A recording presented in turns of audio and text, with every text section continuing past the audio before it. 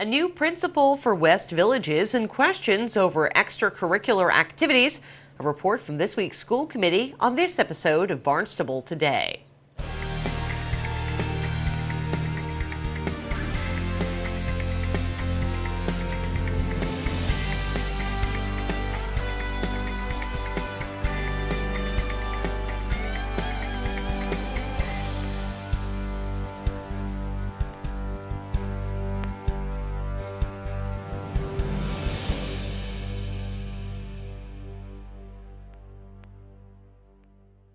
The West Villages Elementary School has a new principal. Superintendent of Schools, Dr. Mary Chkowski, introduced Kirk Gibbons to the school committee Tuesday night. Thank you, Madam Chair. I'd like to introduce our new principal for West Villages Elementary School for next year, and I want to thank also Gareth Markwell for chairing the search committee and the members of the search committee. I want to introduce Mr. Kirk Gibbons, who is here this evening, and if he could come up and say a few words about himself.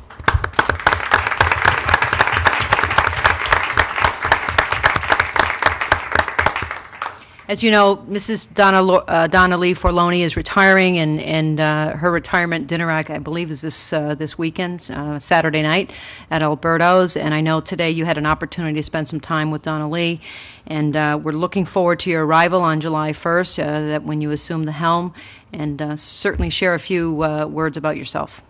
Sure. First of all, thank you for the opportunity. It's good to meet everyone, and enjoyed some time at the school today with Donna Lee. And I am coming from kind of a varied background. I'm coming most recently from Marlboro, where I'm a principal of a K-4 school in Marlboro, Kane Elementary.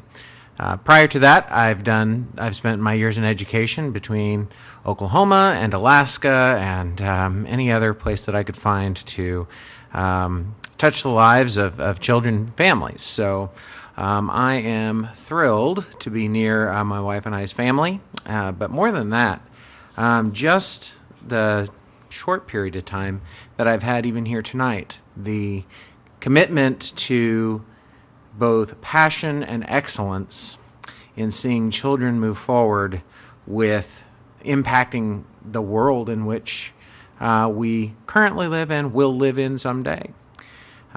Truly a joy, and excited to be a part of it moving forward. And thank you for the opportunity. I'm sure I'll have the opportunity to have a variety of conversations about where we're headed and where we're going, and work as part of the team. So thank you. Thank you very much, and welcome to Barnstable. During public comment at the meeting, an Osterville resident spoke out about an innovative garden-to-table program taking place in the garden at Barnstable Community Horseman Public Charter School. We donated extra produce over the summer to the Hyannis Fire Station and local shelters. This year we were awarded $2,000 in 2 different local grants and $4,000 in a national grant. We partnered with a youth basketball league for underprivileged kids who will be using the garden as their community service program. We also hosted 2 lectures that were open to the public, one on nutrition and another on organic gardening. I want to thank you, Dr. Kojakowski, for agreeing to let the students eat the strawberries that are ripening from the garden. They started picking them yesterday. The very first strawberry was picked by a 5-year-old boy who ate it and immediately said, "Mom, this tastes better than what we buy in the store," quote unquote. So thank you for working with us. I hope that we can continue to work together to ultimately be able to get the remaining 30 crops or so to our students. To this end, I have recently provided Dr. Kojakowski and Mr. Butler with several things. A public health law in favor of serving garden produce in the cafeteria, and a mass farm-to-school legislation that was passed this past year. A list of Cape Cod school representatives, including principals and superintendents who already have a garden-to-cafeteria program in place. In the fall, we received verbal okay from our town health inspector, Thomas McKean, that the food is safe to share with the students and the public. And just last week, Mr. McKean signed a letter stating that he had no objections to food being consumed by students. Lastly, I provided materials on the National Farm to School program and the name of our own state representative, whose sole job it is to link organic farmers with schools to enable locally grown organic produce in the cafeteria. If there is more that the school committee would like the garden committee to do or provide so that we can create a garden to cafeteria program, please let me know so we can continue to work together. Barnstable High School Principal Pat Clark discussed an issue questioning the eligibility of certain students for Barnstable's extracurricular activity programs. Thank you, Mr. Butler. This came to my attention when we had an inquiry about students outside of Barnstable High School participating in extracurricular activities, music, drama, and the like. The first example that came to my attention was with the music program. So before making any decision, I asked if we could dig into the policy books to see what was on the books. And that's when I learned that if you are at a Commonwealth charter or at a private school, you can participate in extracurriculars at the high school.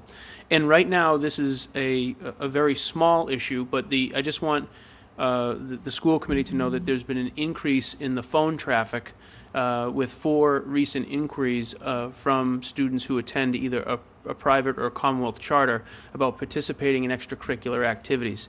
And one thing I just thought it may be worth the time of a formal discussion going forward in terms of making our school marketable and in the environment of school choice. The question is, if we have some of the real qualities of Barnstable High, the variety of extracurriculars that we have, and we have 0 students from Barnstable High seeking extracurriculars at any other school. We since have learned that the school that does the single student who now is involved in our music program goes to a school who has extracurriculars during the lunch block. So we actually could not have any of our students access those programs because they happen around noontime. The extracurriculars are built into the day. So we have a few things to work out in terms of how we implement this. But I was requesting a formal conversation, and I thought it would be worth the school committee's time to understand.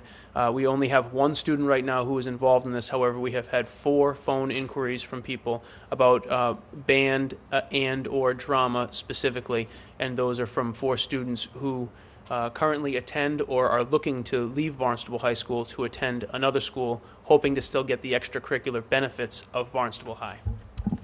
If the committee is interested in having a discussion about whether to reconsider the policy, we would put it on the agenda as we would any policy for a first reading for reconsideration at the next meeting and then action at the meeting after that.